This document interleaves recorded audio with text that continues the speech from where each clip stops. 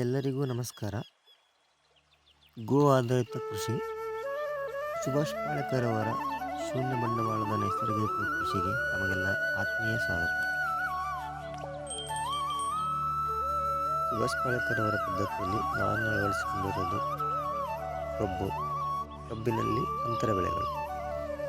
ಕಬ್ಬಿನಿಂದ ಕಬ್ಬಿಗೆ 5 ಫೂಟು, ಮಧ್ಯದಲ್ಲಿ 10 ಫೂಟ್ ಗ್ಯಾಪ್ ಇದೆ.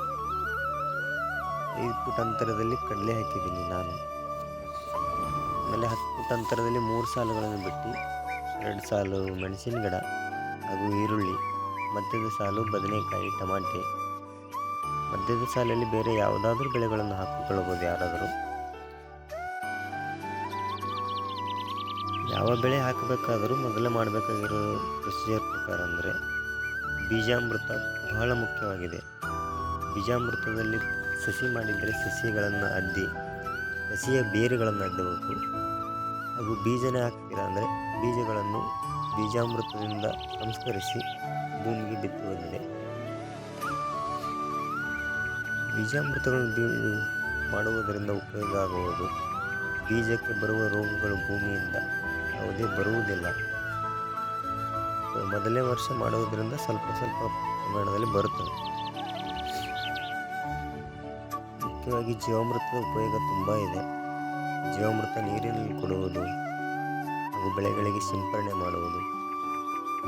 ಕೀಟನಾಶಕವಾಗಿ ಅಗ್ನಿ ಅಸ್ತ್ರ, ಬ್ರಹ್ಮಾಸ್ತ್ರ ಇದೆ, ಅದನ್ನೆಲ್ಲ ಸಿಂಪರಣೆ ಮಾಡುವುದು.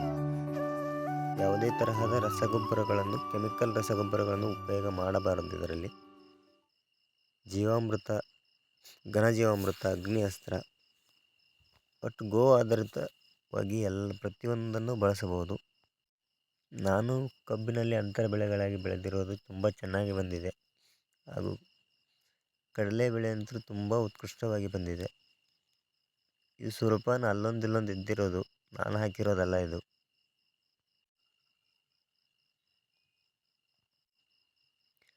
ಬೆಳೆಗಳಿಗೆ ಪೋಷಕಾಂಶಗಳು ಹೇಗೆ ದೊರೆಯುತ್ತದೆ ಅಂದರೆ ಪ್ರತಿಯೊಂದು ಬೆಳೆಗಳಲ್ಲಿ ಒಂದೊಂದು ಪೋಷಕಾಂಶಗಳು ಇರುತ್ತವೆ. ಮುಖ್ಯವಾಗಿ ಇದು ಪಂಚಭೂತಗಳಿಂದ ಬೆಳೆಯಬಹುದಾದಂಥ ಕಬ್ಬಿನಲ್ಲಿ ಅಂತರ ಬೆಳೆ. ಕಬ್ಬಿನ ಪಕ್ಕದಲ್ಲಿ ಈರುಳ್ಳಿ ಬರುತ್ತದೆ. ಈರುಳ್ಳಿ ಮತ್ತು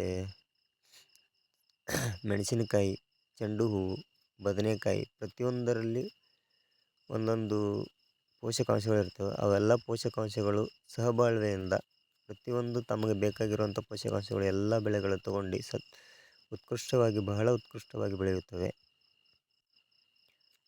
ಬದನೆಕಾಯಿ, ಟಮಾಟೆ ಹಾಗೂ ಮೆಣಸಿನಕಾಯಿ ಆಲ್ರೆಡಿ ಚಾಲೂ ಆಗಿದೆ.